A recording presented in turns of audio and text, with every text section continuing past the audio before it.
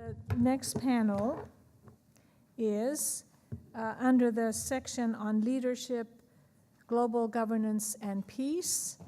And to moderate the panel, I would like to introduce a dear colleague of mine whose office is upstairs from the Bahá'í chair, Dr. David Cunningham. You can read about him in the program, but he does amazing work, amazing research. He's the Associate Professor and Director of Undergraduate Studies in the Department of Government and Politics at the University of Maryland. Please welcome Dr. Cunningham, who will introduce the panelists. And if the panelists would come up, please.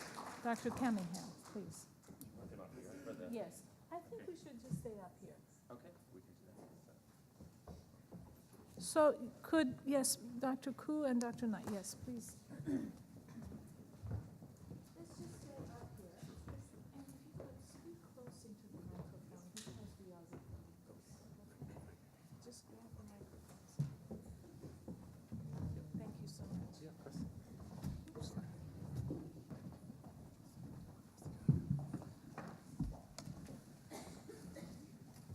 All right, thank you. Thank you all for coming, and thanks to Hoda and Kate for inviting me for this. I really enjoyed the morning session. I'm looking forward to this panel.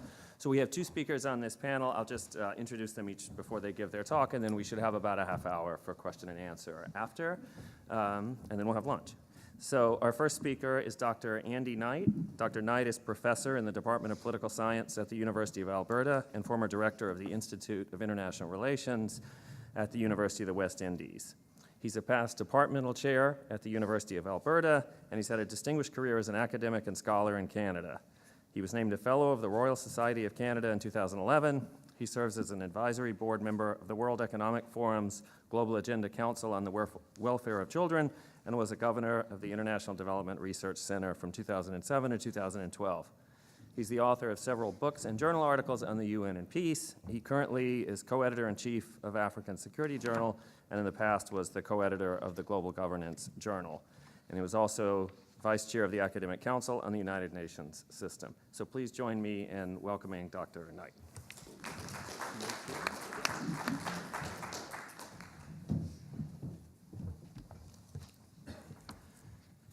Thank you very much for that kind introduction. And thank you very much for having me here. And Hoda, thank you very much for inviting me. I always wondered, how did you come up with these names?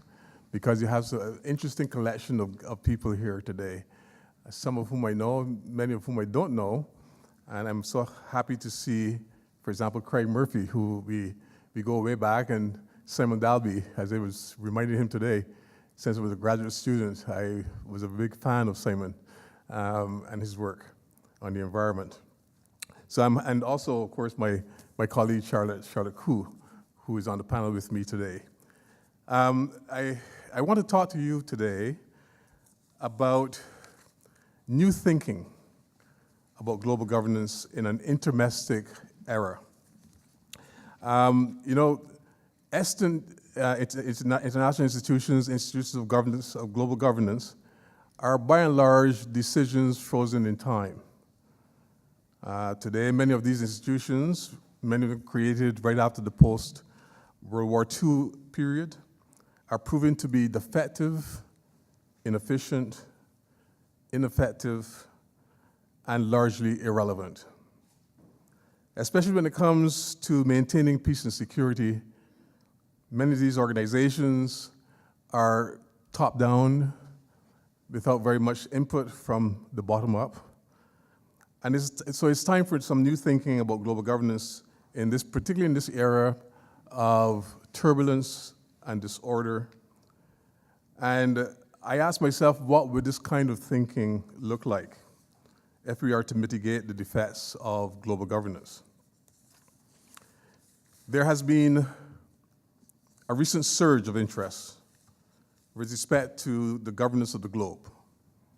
In large part, this has to do with a recognition of the scale of global change, and particularly over the last 73 years. We have witnessed a shrinkage of time and space which has been unprecedented in the history of humankind. We are witnessing the proliferation of new developing states into the international community, the rapid emergence of truly transnational civil society, the rising interdependence among actors, state and non-state, a rise in the number of complex interdomestic issues, that is, issues that cannot be addressed adequately by institutions created after World War II. Those institutions were supposed to govern the international system, not necessarily the global system, and they cannot be addressed by states acting on their own. Particularly since the end of World War II, we have witnessed at least 3 different challenges to traditional Westphalian institutional systems of governance.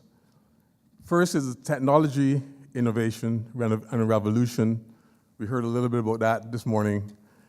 That has made it possible for sovereignty-free actors to exert authority on the world stage, or at least demand a role in decision-making that affects them directly.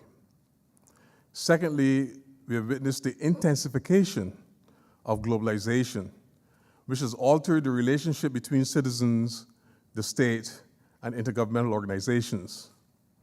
We know that globalization, for example, has facilitated greater participation of non-state actors. We call them sovereignty-free actors, a la, I think it was James Rosenau that used that term.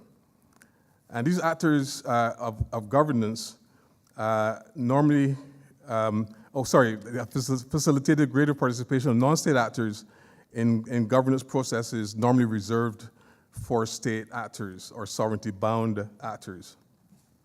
But because globalization is a double-edged sword, it has also made it easier for transnational criminal organizations and terrorist groups to command the attention of governance bodies at all levels.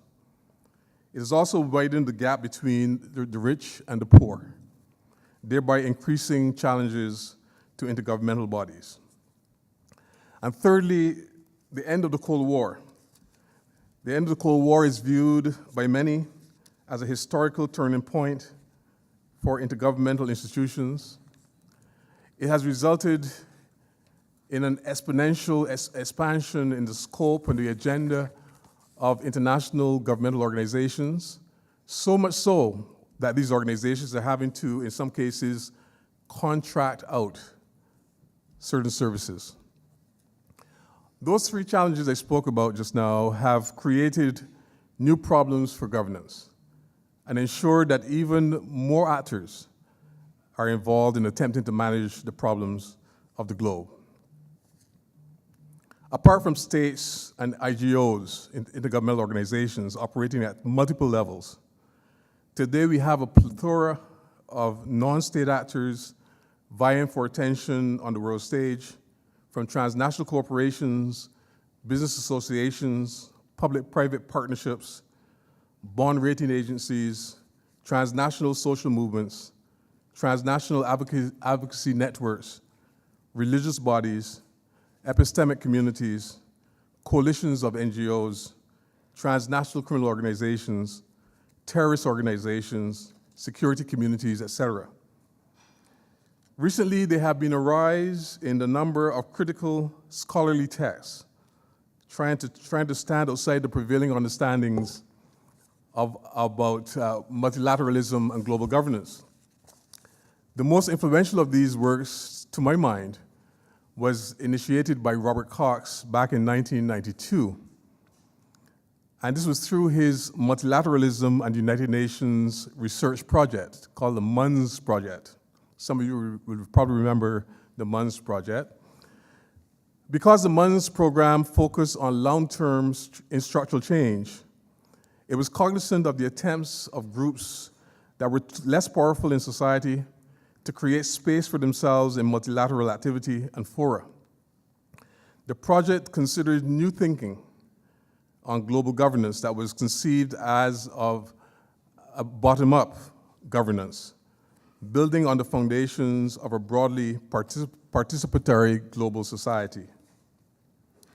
This bottom-up multilateralism is conceived as organic and network-based, with discourse mechanisms that privilege consultation and consensus building, as well as truly democratic structures to ensure accountability to the world's peoples. At the same time, MUN's researchers were cognizant of the constraints imposed upon them by more powerful entities, particularly states, in attempts to halt the actions of the less powerful, to stymie their attempts to play a greater role and a meaningful role in global governance. What has emerged, I think, from those volumes of literatures that I mentioned, published by the MUN's network, was an expanded and historically sensitive view of multilateralism and global governance, obtained through careful empirical observation, as well as through the questioning of conventional as well as traditional analyses of the phenomenon. Multilateralism in the MUN's orientation is accorded a broader meaning that encompasses all those entities that may be or may become relevant in dealing with general or specific, sector-specific areas of governance policies that have relevance for the globe. Whether they are trans-regional, regional, interstate, state, or sub-state. Thus, the units of analysis of the MUN's group happens to be not just states, but also encompass forces in civil society, clusters that may operate above or below states. Another related paradigmatic shift in the conceptualization of global governance is linked to a movement towards the establishment of a post-Cold War global agenda, which Richard Falk has termed a potential counter-project to that of the post-Cold War geopolitics. At the base of this counter-project is a normative preoccupation with the strengthening of the role of civil society, or sovereignty-free actors, in matters of world affairs at the local, regional, global, locales, to balance the influence of the sovereignty-bound actors.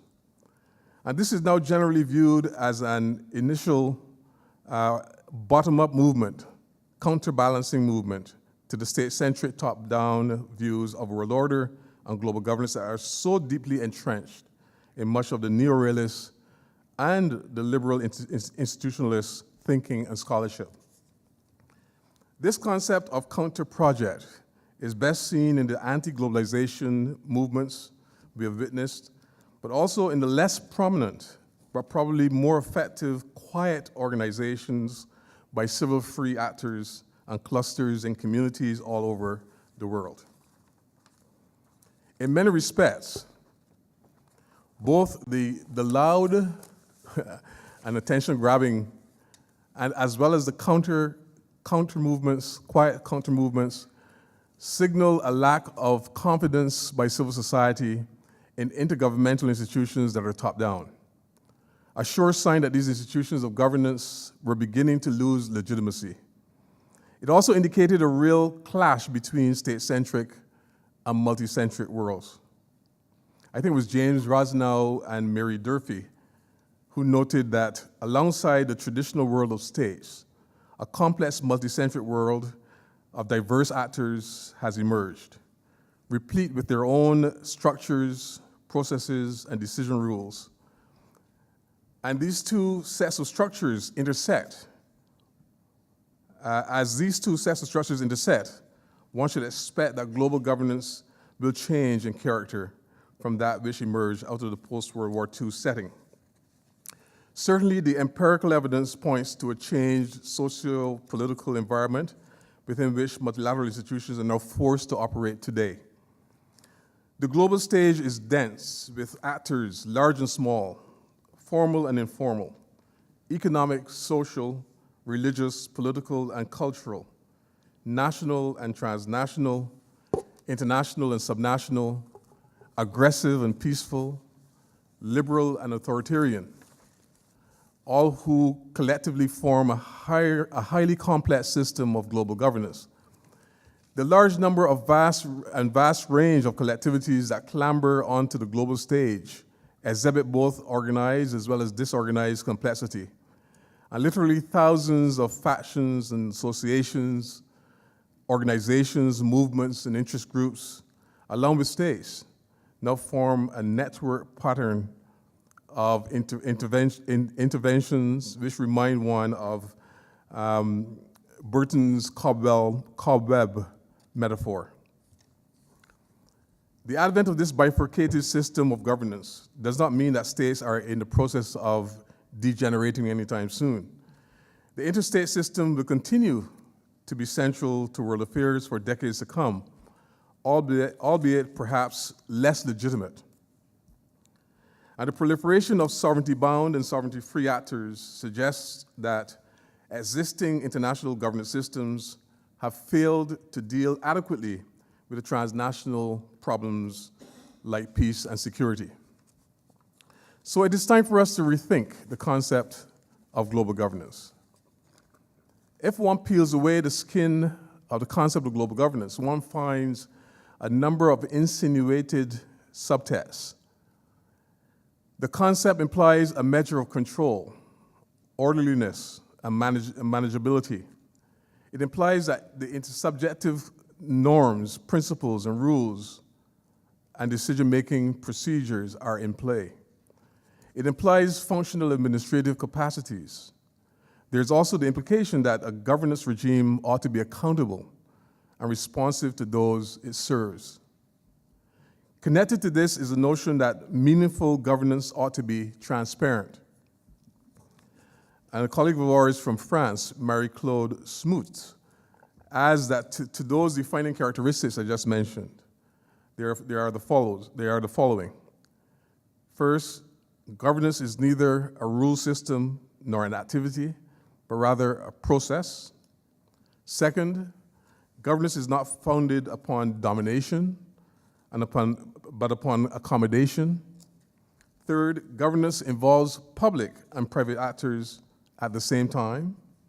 And fourth, governance is not a formal institution, but is reliant on continual interactions. These characteristics share the extreme misgivings about the way in which global society currently functions, the increasing ungovernability of the complex societies that we live in, and the need to manage externalities in the context of complex interdependence.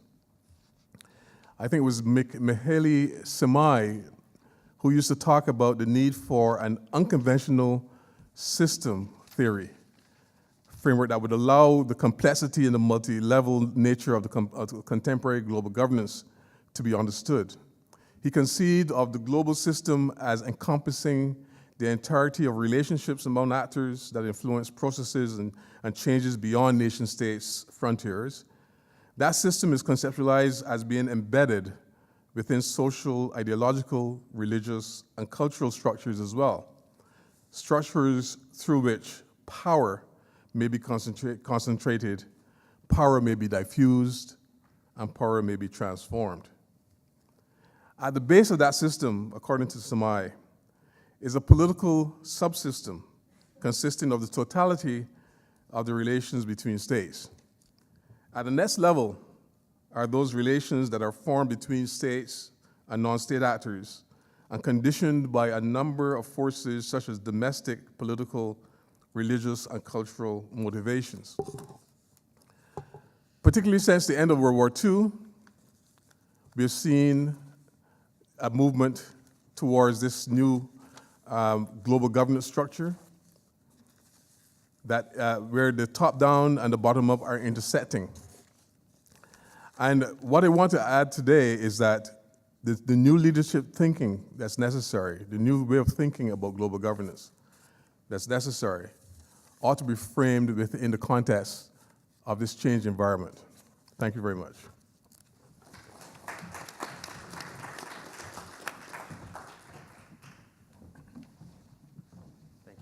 Thank you, Dr. Knight. Our next speaker is Dr. Charlotte Koo. Dr. Koo is Professor of Law and the Associate Dean for Global Programs and Graduate Studies at Texas A&M University School of Law. She was previously Professor of Law and Assistant Dean for Graduate and International Legal Studies at the University of Illinois College of Law.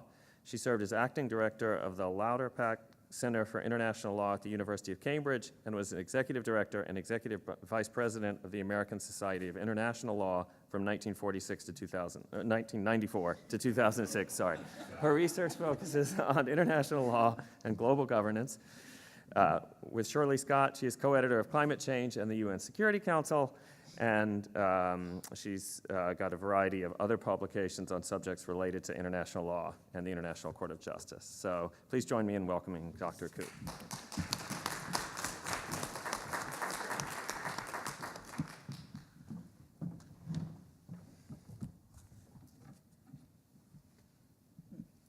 So I think if somebody can help me get the PowerPoint up, I think Kate's coming. But in the meantime, thank you so much to Hoda and the organizers of this conference for putting together this very interesting program. For me, as with Andy Knight, it's a nice opportunity to see again some old friends like Craig Murphy and Andy, both of whom with whom I worked on ACUN's Academic Council on UN System Matters. Of course, longtime participants in International Studies Association, where I see some other familiar faces in the audience. So really nice way, thank you, to meet new friends as well as sort of renew old ties. So what I'm going to do is actually take us a little bit back to the state system, that top-down institution, the UN Security Council, among others, and sort of just think about it in the context of today's world. Clearly we see how international law, international institutions may not work. On the other hand, maybe there's some good news in all of this that we should also not forget. I think our plenary speaker this morning spoke about how one should be perhaps a little modest about what technology can do and think about the effects of technology. In some ways, I think we're in the reverse mode with international institutions where we think about all the things that are wrong about it. But we don't spend enough time perhaps thinking about some of the things that are right about it. Because as Dr. Knight said just a few moments ago, they are still part of the environment, both for good and for bad. And so in terms of new thinking and the like, one must not forget also this element that's in the mix. Sort of a big stew pot, and this remains at least a bone in the stew pot. So with that, let me see what we can do with that. So what I'm going to do is take as a focus state responsibility. So as David Cunningham reported very nicely, my background's in law, in international law, so I'm going to take a legal perspective. State responsibility is a core concept of international law and relations. It means that although states may have the capability to pursue their interests and policies with virtually little limit beyond their own power and ability to do so, there can be consequences for their actions. But who decides what the consequences will be and whether there will in fact be any consequences? So prior to the 20th century, responsibility was largely state to state. So I'm speaking now of the international level. One state's action should not harm another state. If an action did prove harmful to one or more other states, they might respond individually or collectively to reverse or to otherwise correct the action. Pretty much it was a self-help system. This approach to maintaining world order is sometimes associated with the idea of the balance of power, where states align themselves in such a way that no group has a decisive advantage over another group. International order, therefore, is the result of particular power configurations. Now, power has a lot of layers to it. There's certainly military power, economic power, cultural power, religious influence, so power is not a unitary concept. Whoops, sorry. But a rather layered one. So by the early 20th century, there was some sense among the principal powers of the day, so again, we're transitioning from this balance of power system to something a little different, that the concept of responsibility needed to be expanded to include not only the responsibility of states one to each other, but also to something beyond that, to something bigger, to the international system more broadly. So the move was institutionalized in the establishment of the League of Nations. So right now in 1918, we're thinking, at least in some quarters, a lot about World War I, the end of World War I, the foundations set by what that conflict generated, perhaps the foundations even of globalization that go back a century. So the League of Nations is part of this, founded in 1919 following World War I. League members undertook to resolve conflicts through fact-finding, conciliation, mediation, and other forms of peaceful settlement prior to resorting to the use of force. So not really a huge obligation that states were committing to. All it said was, we're going to wait a little bit before we actually resort to force. We're going to do some of these other things first. Didn't take force completely off the table. It's just that, we're not going to use that as the first response. Explicit in this idea was that its states members as a group would act collectively to resolve a conflict.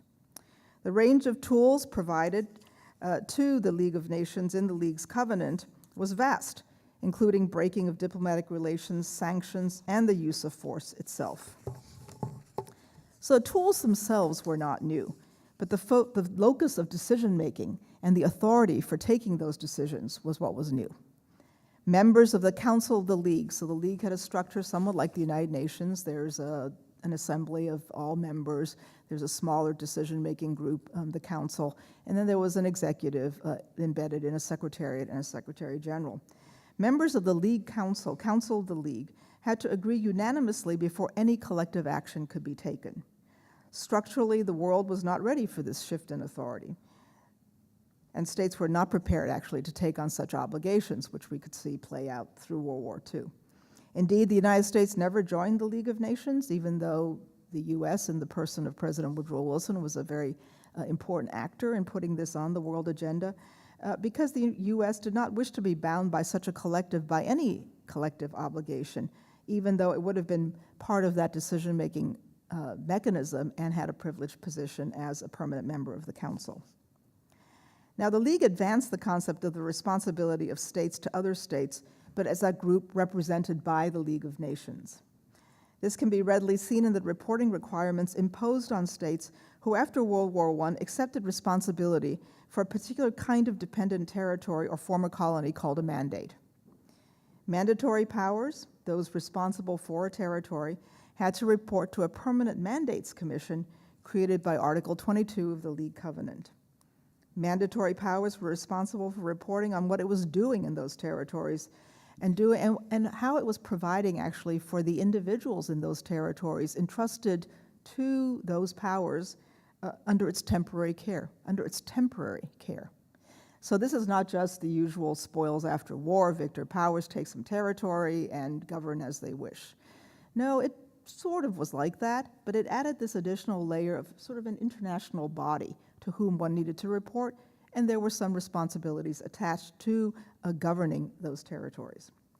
So mandate agreements made clear that, one, mandated territories are not under the sovereignty of the mandatory powers, and two, that inhabitants of these territories are not nationals of the mandatories. So you were sort of under the temporary care, entrusted to your care. What I'm going to do is put up the next slide, which actually takes from the article, the language in the UN Charter that talks about the purposes of the UN. So I just want you to sort of take a look at it. I don't know how well it will display, but some of the language that actually builds on these concepts. So the League and the mandatory system introduces what really, if you think about it, is quite a revolutionary concept in a world where states were pretty much free to do as they chose. The concept that even in matters of internal jurisdiction, so this is governing of peoples entrusted to one's care, concerning the governing of those for whom a state is responsible, a state's actions were subject to the oversight by a collective of other states represented by a body of the United Nations, of the League of Nations. So this meant that from 1919 on, state responsibility extended beyond that of mutually reinforcing responsibilities state to state that now included responsibility of a state to states as a group, institutionalized through the processes and structures of the League of Nations. So it doesn't sound all that different, because after all, you're still beholding to states, but the structure is important, and I would like you to keep that in mind. So development of the institutionalization of collective responsibility continues with the creation of the United Nations in 1945. As its successor organization, the UN assumed the functions once carried out by the League, including oversight of old and new mandates that under the UN Charter were called trust territories, because these territories were given in trust to a power to take care of. But both initially in its charter and over its nearly 75-year history, the UN has had a broader focus on the relationship between a state and its people, at home, independent territories, and generally. We see this in the UN's advancement of the law and institutions that address human rights, starting with the Universal Declaration of Human Rights that was adopted 70 years ago in 1948. So the structure of the UN is probably well known to this audience. It has a General Assembly of all members, a 15-member Security Council that includes 5 permanent members: China, France, Russia, the United Kingdom, and the United States. The states that created the UN attempted in the Charter to give it more robust organs than the League of Nations had. The authority of the UN Security Council to decide when an action is a threat to international peace and security gives it an important, if not central, role in determining when a state's actions have breached its responsibility. Remember the whole idea of responsibility: once you breach it, action can be taken, who takes that action, who judges what the breach is, what the level of response should be, all of that. Now we have sort of this institutional structure in the UN Security Council that actually tries to address those. The responsibility now extends beyond ensuring that a state's conduct is not disruptive or harmful to its neighbors, which was sort of the first standard, because after all, those would be the ones to respond in the old system. So it's not just about who's just being disruptive or harmful, but to adequate protection of people under a state's jurisdiction. So remember, this actually was introduced in a rather soft way, I would say, after World War I. But now it's very much something that we think about. The standard for this protection is that of international human rights, initially codified in the 1948 Declaration and the subsequent covenants on human rights. A step in establishing the UN's authority to review how states treat their own populations can also be seen from quite early days in the UN. Now, if you think about it, the UN Charter, there are a lot of different responsibilities. Peace and security is among them. And human rights and the treatment of individuals may not have really been right at the top of the list, but actually it was a very early subject taken on by the UN. And it starts with the condemnation and ostracism of South Africa for its practice of apartheid.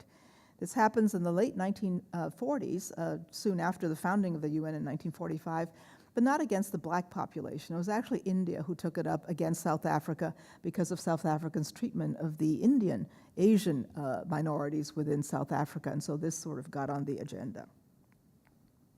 In fact, the issue was first raised in 1946 at the very first session of the UN General Assembly.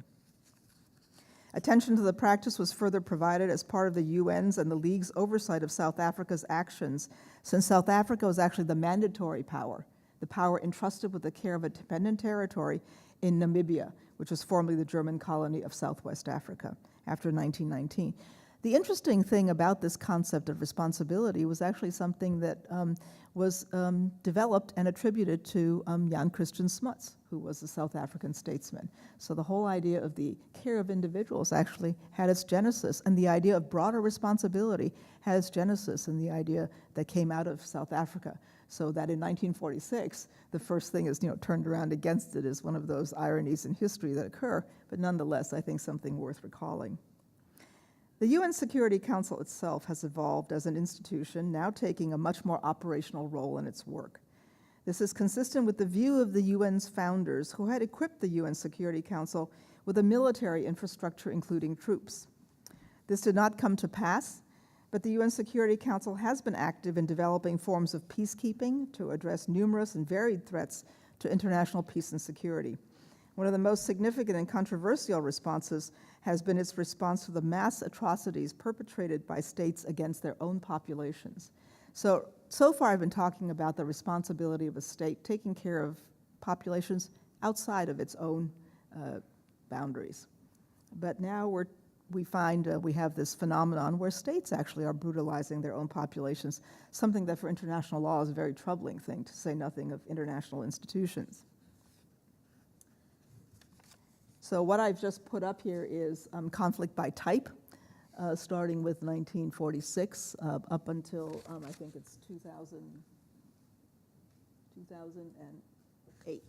So what you'll see is the red layer.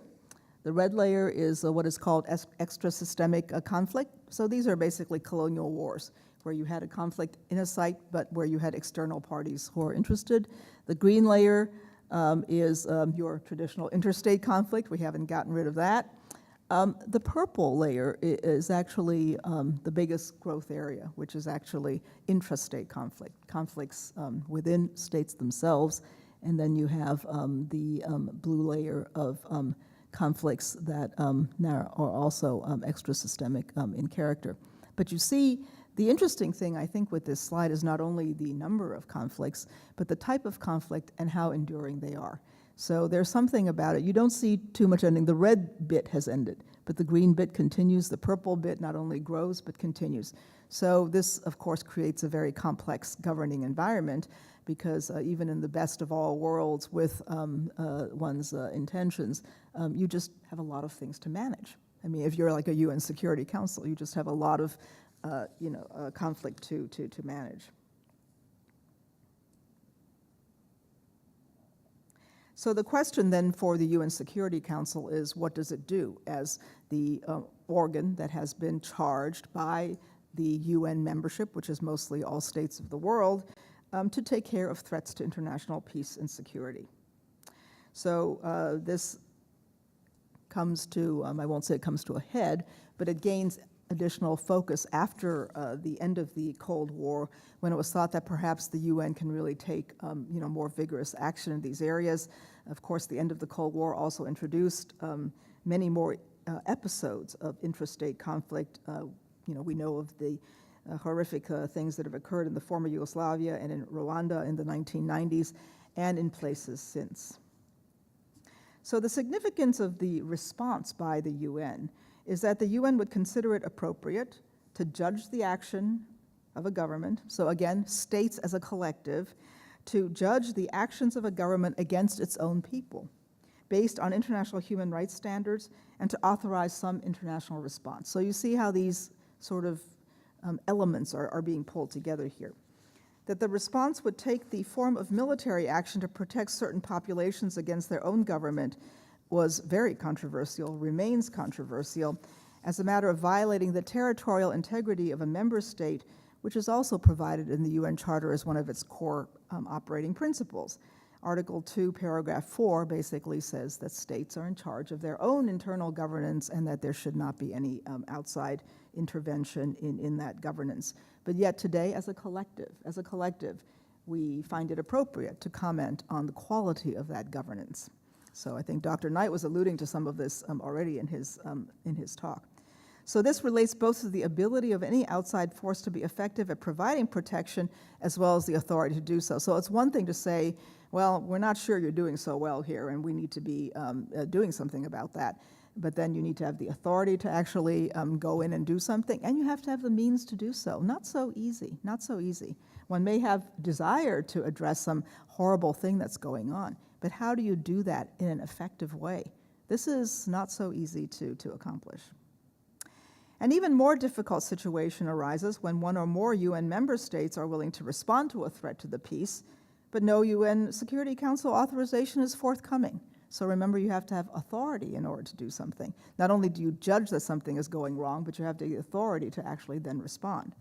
So we may have some enthusiastic states members say, horrible things going on here, we've really got to do something, and I have the means to do so.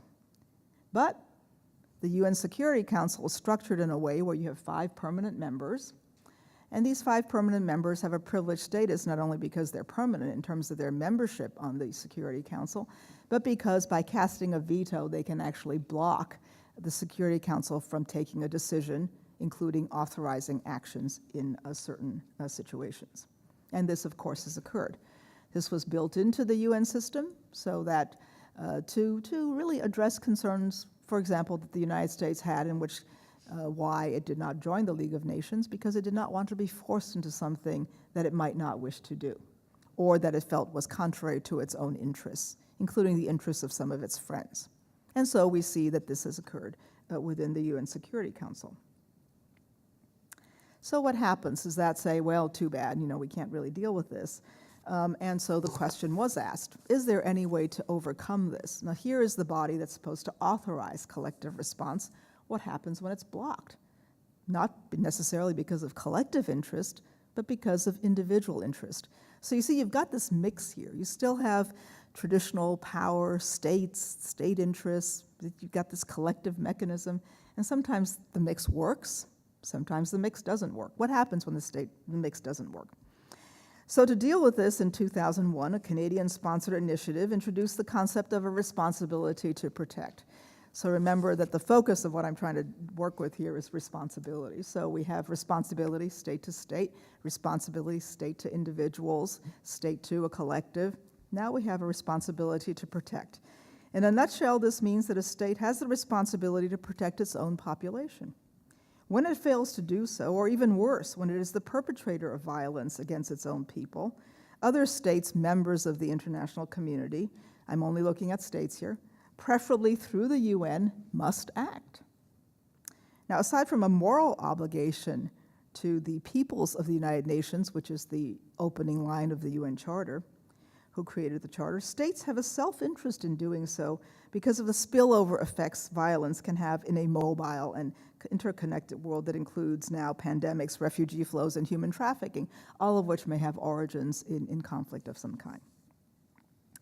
Increasingly, then, the governance story of the UN Security Council, so here we've got this one single institution that I'm sort of playing with here, is that reflects the evolving nature of what a threat to the peace has become since 1945. So my last slide here, and I'm going to end on this note, is let's just see what the UN Security Council actually has been doing since its creation. So this graphic basically shows, it tries to map UN Security Council resolutions. So you have the red line. No, let me start with the blue line. The blue line actually tracks UN Security Council resolutions that are basically undertaking things that the Charter said the UN Security Council should do. So in addition to being the primary organ for maintaining peace and security, the UN Security Council does some other things. It has to agree to the admission of new members. It has to agree to the appointment of the Secretary General of the UN. It has to agree to the judges of the International Court of Justice. Now, I think you can understand why that might be. Remember the construct of the UN Security Council, 5 permanent members. They were put in a privileged position to protect their interests. So this includes in the operation of the UN writ large, who's going to be a member, who's going to run the organization, who is going to sit in resolution of any disputes amongst states in the International Court of Justice. All of these things, it was thought, well, we Security Council members want to have a kind of a preliminary look before individuals are put into those responsible positions. And so those are the blue line that you see. You see the little spike in the blue, which is basically the big surge of new members that came into the UN in the 1960s, and then you have another surge after the end of the Cold War in the 1990s. So that reflects the decisions taken to admit new states. The red line is something that's a little bit newer, but you see the very steep uprise, which has to do with what's called thematic resolutions. So the UN Security Council has taken upon itself now sort of a watching brief over various things that its members think may explode into something that will become an active conflict. So you have a wide range of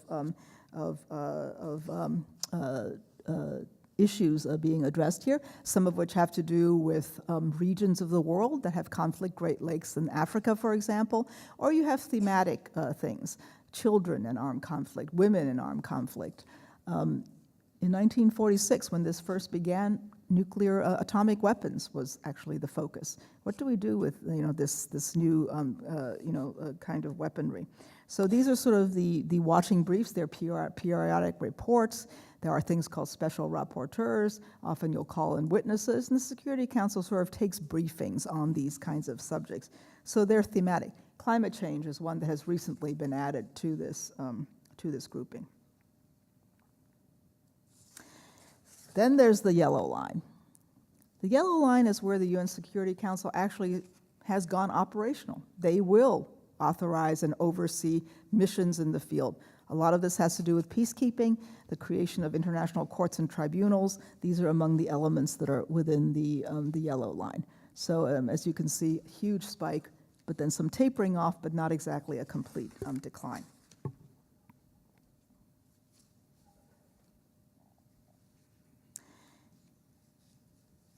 So within the thematic briefs are financial transactions, illicit financial transactions, prosecuting sexual violence, encouraging cooperation of national, local, and law enforcement agencies to prevent drug trafficking, transcultural crimes, protection of cultural heritage, food and water security. Things are sort of long lead that might explode, but that you need some background information in order to address properly.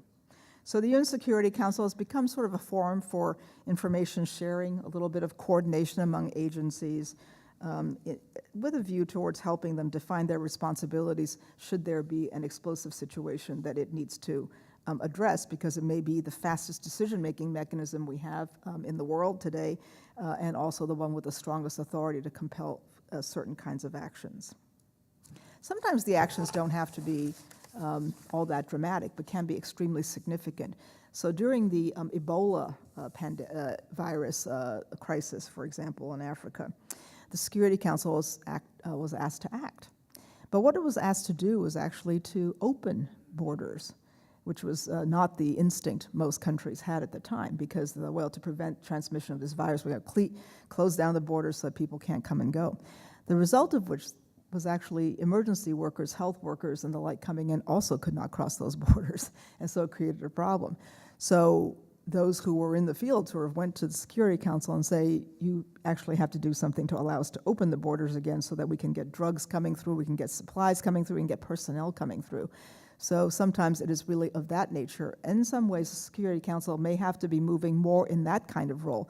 It's sort of to enable, to facilitate the platform which allows things to happen. So in some ways, very generically, that is the Security Council's function. Now it had, and this is reflection of the times in which it was created, focus on war and peace, threats to peace and security. But nowadays, security, of course, has become much more expansive. So the challenge for states, as Dr. Knight has said today, is that it operates in a more complex governing environment in which they discharge these responsibilities, now subject to increased external scrutiny. Doesn't even have to be of a formal character, can be civil society, can be just individual movements, using social media and the like. But there's a lot of external inspection. There's a lot more accountability in responsibility that states now have to address. States and their leaders still answer to each other, but they now also structurally, formally and informally answer to their people and to various international institutions. How to do this all effectively in the face of multi-sector and multi-level issues like climate change, cybersecurity, food and water security is the question that faces institutions of global governance today. Most notably the UN Security Council. It sits maybe at the very top, in some ways perhaps the most powerful, but yet it's also working in a very much more complicated environment. States created the League of Nations and the UN system to help them discharge their responsibilities. I think this is the interesting thing. States didn't do this because they said, well, let's all be very enlightened. They actually did it because they felt a particular need. They felt a particular need, which also had to do with how they carried out their responsibilities, in some respects to maintain order and to maintain peace, which is also of interest to them. So as the scope of that responsibility has changed, we now need to determine how best to fashion the processes and structures to do that piece in the years to come. So, thank you.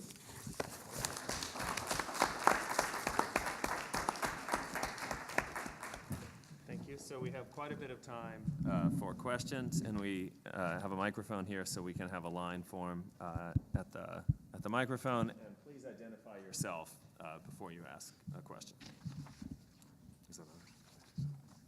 Hello, Lawrence Dungan.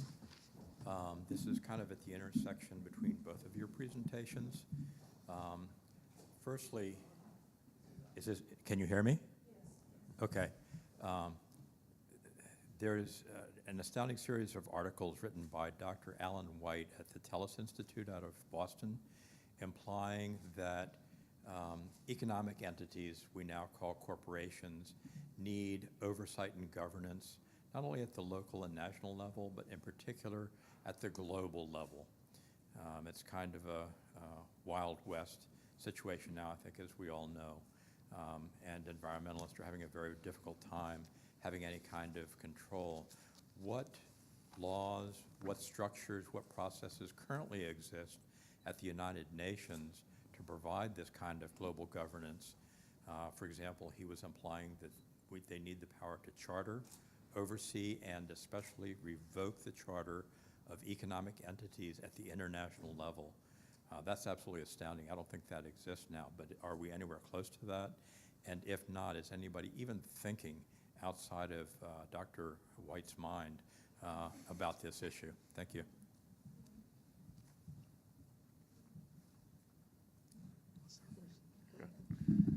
The only thing I can think of in terms of that, the response to that is the Global Compact, which is a kind of a soft framework for addressing the Global Compact, yes, which is a much softer kind of framework than you would normally expect to keep multinational corporations under control in some ways. What it does is it creates a series of norms, a kind of a norms-based system that companies and corporations can follow, particularly following human rights norms, if they want to be successful in making profit. They should adhere to these rules and these norms. So the Global Compact is probably the closest thing that we get to that kind of governance framework for multinational corporations and major companies.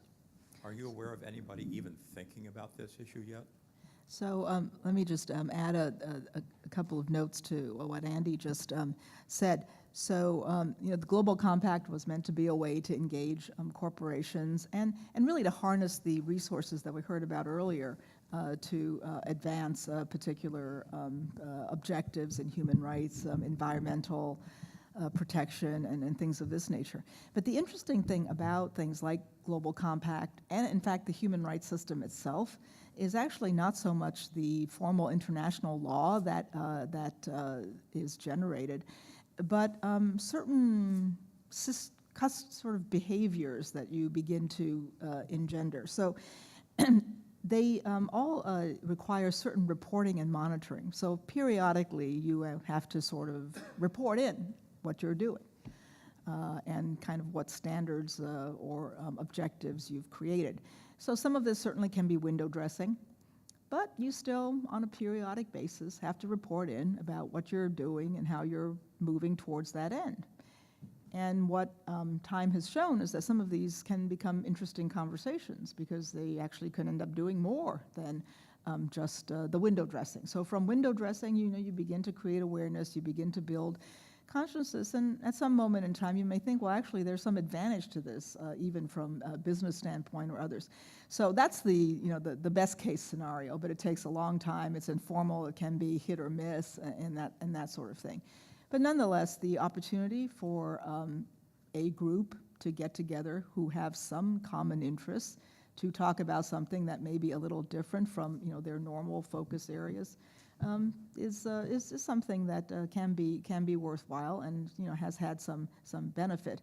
Now the sort of a less positive side to all of this as well. You know, you've just created yet another talk shop on top of a lot of other talk shops and create more noise, and so to what end? And so that's true. You know, it's a point where you need to sort of monitor and see where progress goes, and maybe that's part of a role for academics, is to trace. So how valuable are these conversations? You know, do they actually produce anything at the end of the day, and sort of thing, and, you know, to get that out into the policy world. So I think different sectors of industries have also kind of created, you know, sort of industry groups that try to address issues of concern. Again, you know, is that only window dressing, or is there something more serious going on? You know, at the end of the day, to me, especially in the realm of business, a competition is a very strong motivation, and sometimes that competitive edge could come from doing something in a way that advances some of these other elements. And that might be actually something that helps us, you know, move things a little bit more towards more responsible behavior, as we might construe it. Law comes kind of later in the game. You know, public input also comes a little later along the way. But at least to start the conversation, I think, is one thing, and the Global Compact is one of those. Yes, Michael Allen, Bryn Mawr College. I just wanted to add to response to the last question. There have been attempts to do that. Back in the 1970s, the United Nations Center for Transnational Corporations was attempting, under our Global South initiative, within the context of the North-South dialogues, precisely to bring corporations into multilateral purview, if not governance. And this built up to the Charter for Economic Rights and Duties of States in the mid-1970s. But that was under certain, you know, certainly under multilateralist assumptions at the time, and was in a moment where we thought global Keynesianism could be a way out of these kinds of things. The entire paradigm shifted in the 1980s after the election of Reagan and Thatcher and so on. So all the assumptions about how to create law, where governance came from, changed after that time. So those are two mechanisms, at least, that have attempted to address issues of that sort.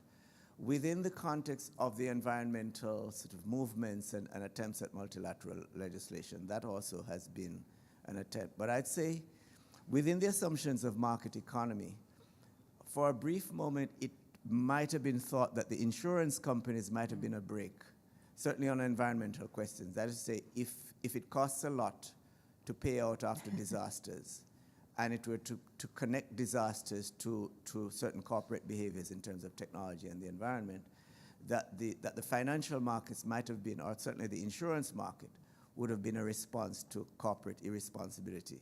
But I'm not so sure that they're on opposite sides anymore, because the financial markets have a way of integrating the interests or aggregating the interests of the production side and the financial side.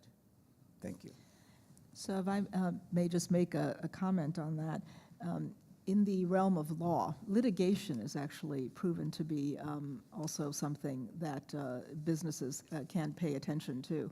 And if you think of litigation within national systems as well as through international courts, particularly something like an Inter-American Court of Human Rights, where now the rights and interests of native populations have to be taken into account while one's thinking about resource exploitation and the like. These are places where you can take some strong stands and actually advance some understanding of how these responsibilities play out.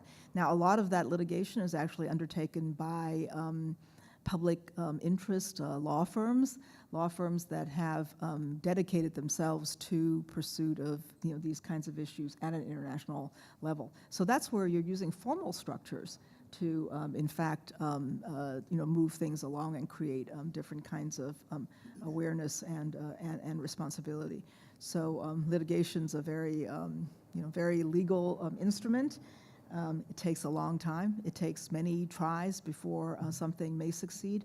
But nonetheless, you can help to illuminate an issue. You can help to define the responsibilities. You can help to understand the remedies and basically the risks for not undertaking something responsible by way of corporate conduct.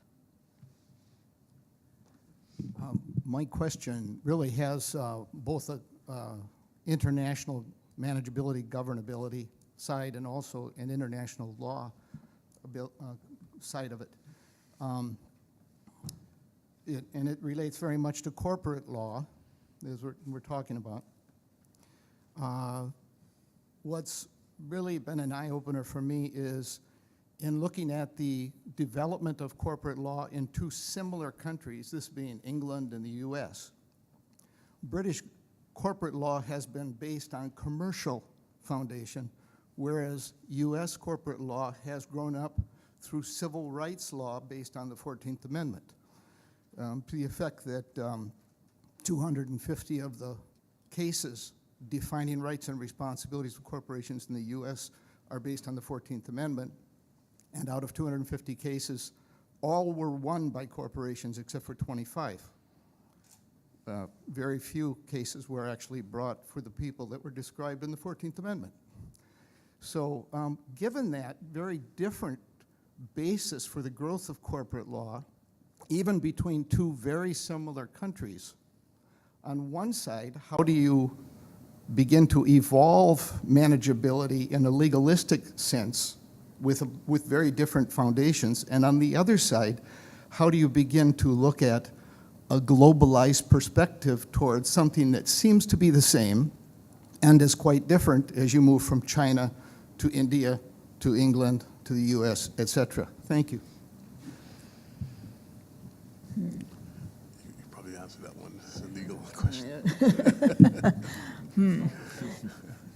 Very good question. I cannot offhand think of an answer or even a comment to that.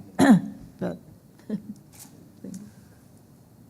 This is a tough question for me too, because I think this falls probably more in the realm of law than it does global governance per se. The challenge, of course, is one that James Rosenow, I think, talked about. The challenge is one that James Rosenow talked about when he talked about the fact that the nature of the international system is such that you have so many different individual groupings having certain interests. It's almost impossible to sort of to pull together those separate and distinct interests into common interests. And I think that's one of the challenges of global governance today, as the world becomes much more bifurcated and power becomes much more diffused as well. It's impossible, almost impossible to form a sort of a set of consensus rules that would govern all types of societies. And I think that's the only way I can answer that question right now. I think it's very difficult. It's a challenge for the international community, for sure.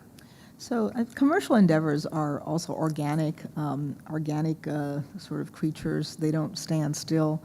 This morning's speaker was talking about scale. I think there are elements like this that cause businesses to have to move beyond where it might have first started. I recall a colleague teaching a basic course in business law, and basically started out with the question, why business law? And so he put up a slide that had two people. He said, well, two people, we don't really need law. You and I can shake hands, we make an agreement, that's fine. Three people, we may not need much law either. We can still shake hands, make an agreement, and we're good.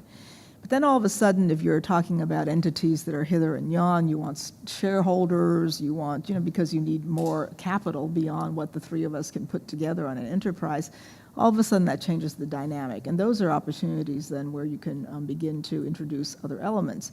When you cross borders, you speak of China and different, corporate values, ways of doing things. Well, this is, always the great question, how do multinationals function and whose law controls in what circumstance? And, sometimes conflicts arise and you've got to work those things out. And we've got structures that have been created to do that, some of which have also been subject to criticism with regard to, have you represented the proper interests, or is it only, the interests of the investors and so forth and so on. So I think these are organic, dynamic processes that we have to go through. I think you're right to sort of point to where these things originate, but the good news is that they don't stand still and they do develop. The bad news is that because they don't stand still, they're dynamic and therefore sometimes can only add to the chaos. Mm-hmm. My name is Tamara. Oh, can you hear me? My name is Tamara Lawrence. I'm from Ontario, Canada. I'd like to thank both presenters for their talk. Dr. King, I'd like to applaud you for mentioning Richard Falk in your remarks, and I would like to mention his excellent 2013 book, Rethinking Global Governance. And in that book, he mentions the importance of nonviolent geopolitics, the importance of nonviolence in all our relations at all levels. And I think it's very important for our country, Canada, and the United States. In 2017, Canada just announced a new defense policy. We're going to be spending a massive amount of money to maintain high-level warfighting. In the United States, the new National Defense Authorization Act, the highest increase to military spending. But Falk said that militarism, the wars, they're not working. So I'm wondering if you could respond to the issue of nonviolent geopolitics and global governance. And then, Dr. Kuth, this month is the 17th anniversary of the U.S.'s longest war, the U.S. war in Afghanistan that is ongoing. And as you know, the chief prosecutor for the International Criminal Court is pursuing an investigation of U.S. and other foreign forces, war crimes and crimes against humanity in Afghanistan. Well, the United States isn't a party to the ICC, Canada is, but it's still very difficult for us to hold our governments accountable for war crimes and crimes against humanity. There are more than 1 million claims by Afghans for terrible rape, torture, murder, assault that our countries have committed in Afghanistan, not just Afghanistan, but Iraq and other places. So I would appreciate you responding to that, holding our governments accountable. Well, maybe we should start with the Richard Falk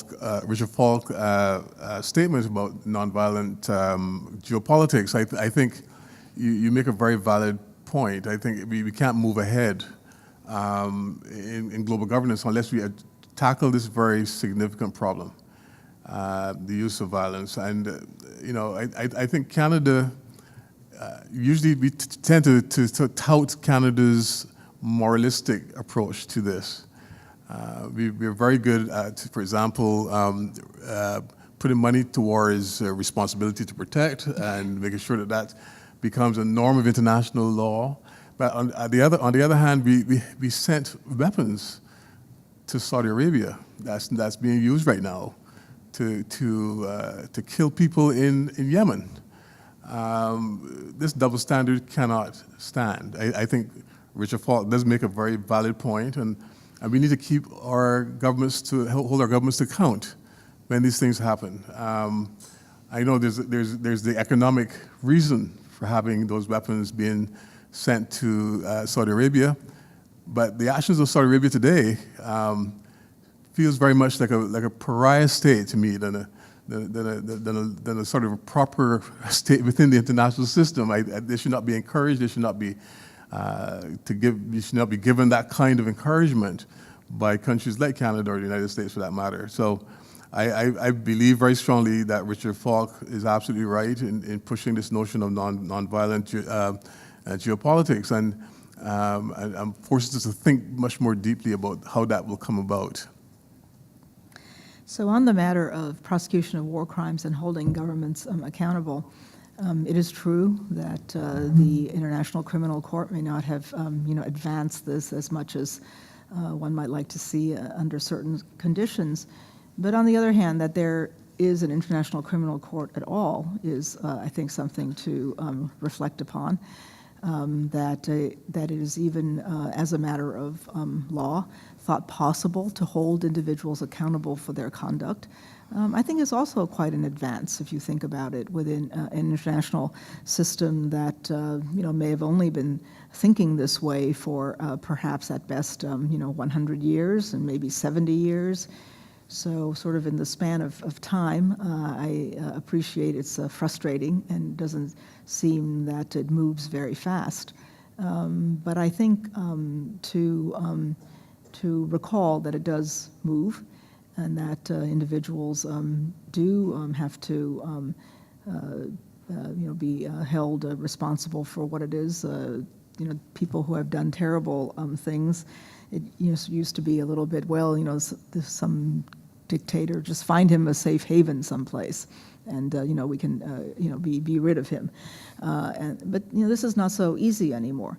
But on the and this is not quite the point, but on the flip side of that, it, some would say it has actually made getting rid of bad actors harder, because now there's no, golden parachute for, for someone who's perpetrating horrible deeds.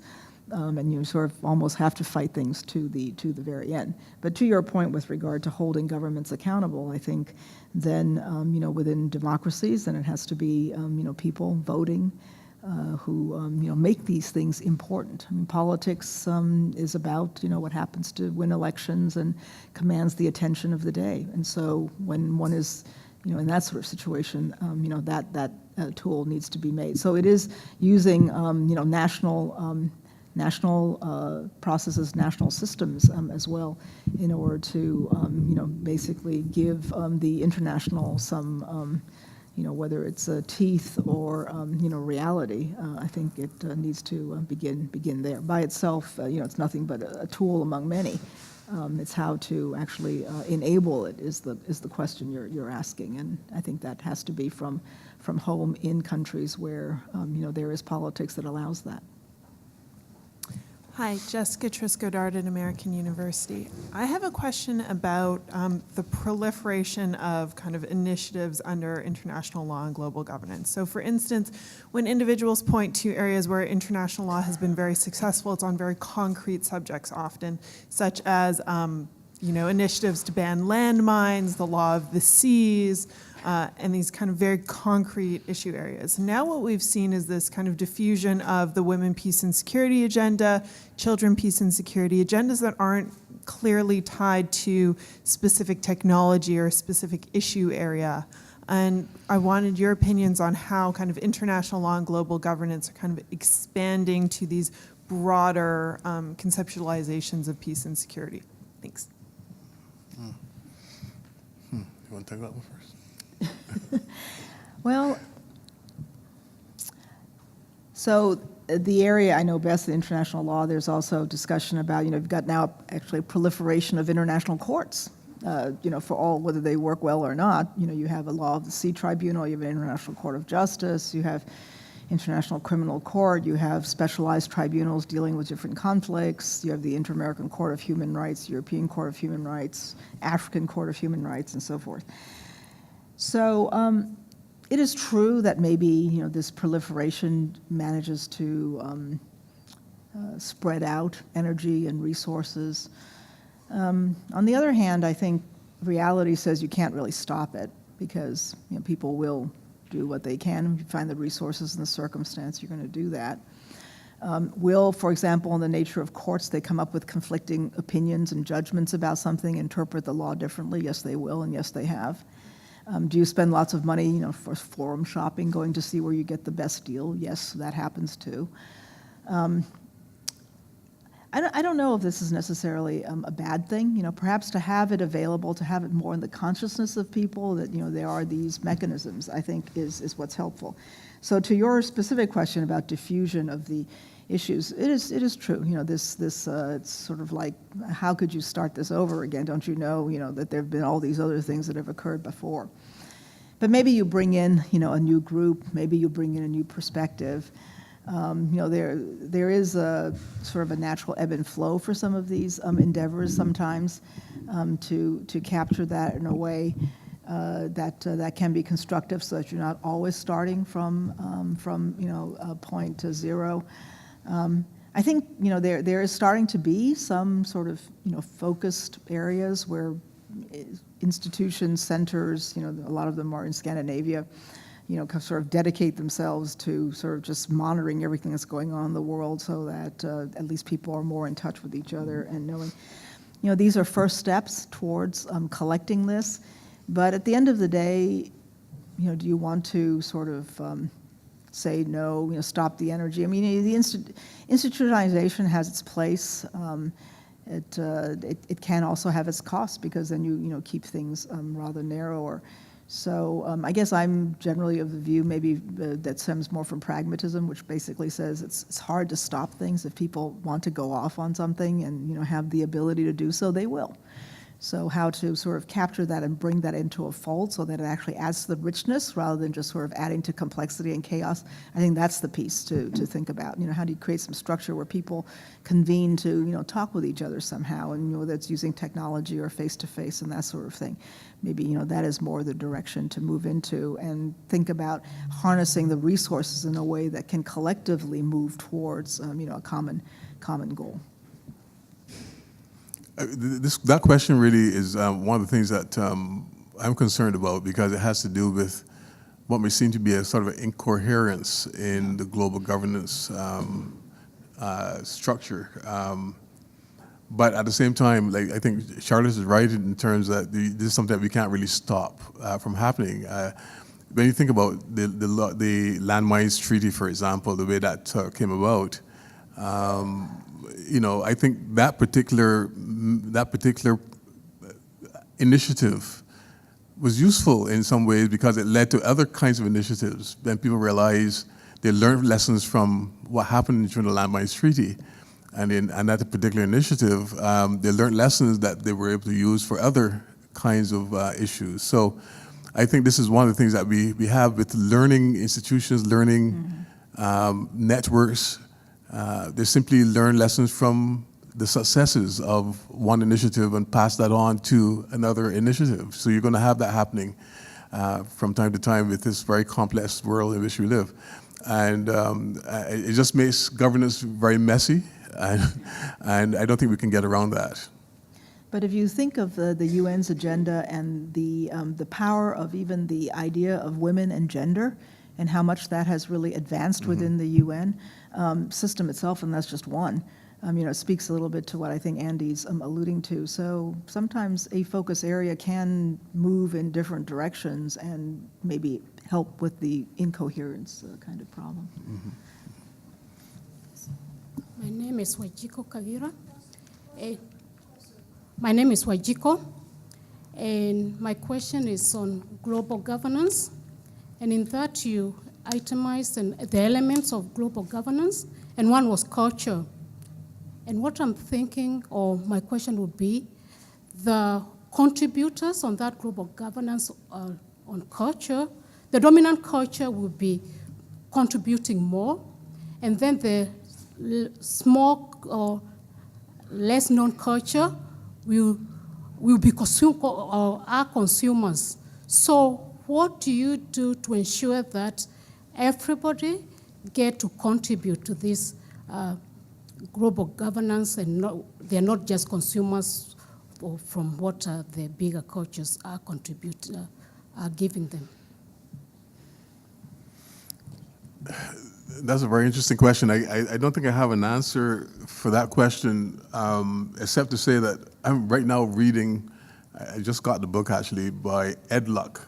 Ed Luck has written something I think very, very useful. It's more like a pamphlet rather than a book, but talks about cultural aspects of global governance. And I want to take a more serious look at that book in particular, because I think that's it probably will help me to answer your question.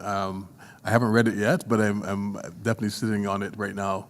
But certainly culture cannot be ignored, and we have to find a way of incorporating different cultural perspectives in the development of global governance. In the same way that we have to take into consideration, for example, different religious perspectives, for example, in the global governance regimes that we've created for ourselves.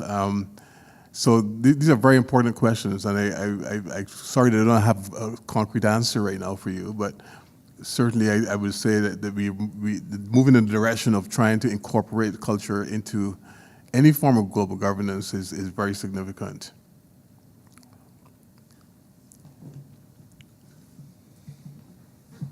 Valentine Moradam, Northeastern University, Boston. And this has been such an interesting discussion, and this last question actually has inspired me to talk a little bit about UNESCO. And UNESCO being one of those international organizations, and at one point one of those institutions of global governance that had some weight and power. and influence in the world system, and it no longer does. And it has been eclipsed by some of the other major international organizations, in particular the international financial institutions, the World Bank, the IMF, the World Trade Organization, and so on. And the UNESCO was actually a pioneer in working on cultural diversity, cultural distinctions, cultural contributions to world peace and all manner of issues. Because as some of you might know here, UNESCO, I used to be a staff member at UNESCO, so I'm speaking as an insider as well, and UNESCO has always had a very wide-ranging humanistic type of approach to world problems, and its major mission was to help establish peace in the minds of men, and today men and women.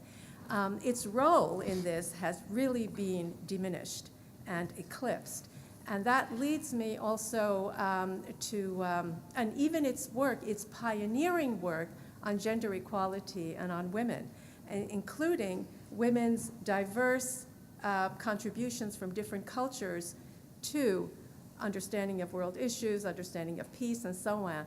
That kind of work has also taken a backseat to the approach to gender equality that is now dominant, which is one that is sort of the business case for women's economic participation that is being promoted by the World Bank and even now by the IMF.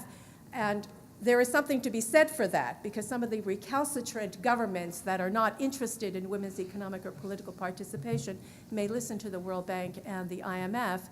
But the point is that in this hierarchy of international institutions and global governance, some international organizations are much more powerful and hegemonic than are others, in the same way that certain states in the world system are much more hegemonic. Which then leads me to my question, a two-point question. Is multilateralism a dead letter? Can we even talk about multilateralism anymore when we have actually, when you have heard some of the questions from the audience too about certain unilateral types of actions, whether it be the decision to invade Iraq or this longstanding war in Afghanistan or the NATO bombing of Libya and so on and so forth. So that's one question about multilateralism. And the second question, Dr. Koo, it has to do with your figure 2 about Security Council resolutions. I'm really intrigued by that dip in the operations one. What accounts for that in the 2000s? Does that have, because it's the operations, does that have to do with a cut in the budget to the UN? Thanks. So we have about 5 minutes left, so if you want to briefly respond. I'm very concerned about the funding of UNESCO, which is one of the reasons why UNESCO is kind of failing. A lot of it has to do with the defunding of the organization. And you know that goes back to the 80s, and the United States in particular has been vociferously opposed to the actions of the UNESCO in many cases. And of course, we went through a phase where we almost had a new international arrangement having to do with culture and education and so on, which the Americans were opposed to as well. So this does show the reasons why we need to have coalitions of individuals and groups working together in order to sort of bypass what the countries like the United States are trying to do, which is to make sure these organizations don't function the way they're supposed to function. Is multilateralism a dead letter? I don't think it's dead, but it's a very sick, in a very sick state right now. A lot of it has to do, again, with the absence of leadership that was shown by the United States in the 1940s in creating the multilateral system that we have today. That leadership is gone, or is dying, and we have to depend on other countries to pick up the slack left by the absence of the United States in these kinds of multilateral endeavors. So it's not dead yet, but I fear that it's dying because of this absence of leadership, and the leadership has to come from somewhere else other than the United States, I think. Right. So on the multilateralism thing, it is certainly operating in a different environment, and I think sort of the lack of purpose and function for all of this right now is part of what we're seeing. With regard to the dip, and thank you for the question, I should have pointed that out. It has to do actually with reemergence of sort of more multipolar dynamics within the world, and Russia and China in particular in terms of asserting their interests. There is a diminution of interest, but not so much in absolute terms, but many of these missions continue. But for a country like the United States that then has been paying a lot of attention to the war of Afghanistan and other things like this, its ability to do more has also been somewhat constrained. So I think it is not entirely a resource thing. It's probably more a function of multipolarity and the recognition that there's only so much these international operations can do, and really is it worth one's effort to actually go in there, because maybe it's really not helping necessarily. And some have even argued that maybe even in some cases prolongs a conflict, because you actually sort of don't let things come to some natural conclusion, and rather let it kind of fester and go on. So I think both of those are factors, but probably emergence of this changing power structure in the world is the biggest factor.